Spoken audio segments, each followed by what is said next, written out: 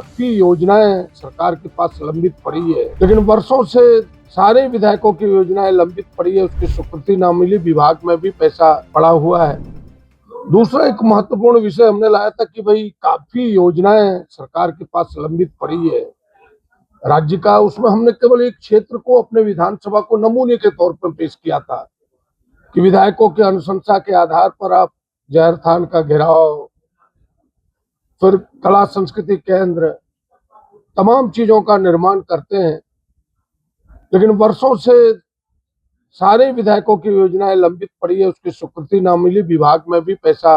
पड़ा हुआ है। तो हमें लगता है कि प्रश्न के बाद सरकार जगेगी और फिर कठोर कदम उठाएगी, ठोस कदम उठाएगी, ताकि इन योजनाओं का जो वो लाभ देना चाहते हैं झारखंड के आदिवासियों को, उनका लाभ मिले।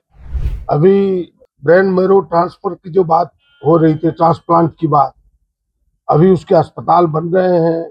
दो स्थानों पर इसके निर्माण कार्य चल रहे हैं, और हमें लगता है कि बड़ी जल्दी उसका लाभ राज्य के उस सफरर जो ब्लड से सफरर है, जिन्हें ब्लड जिनके शरीर में नहीं बनता है, हमें लगता है कि उसका लाभ मिले। तो काफी तेजी से काम हो रहा है।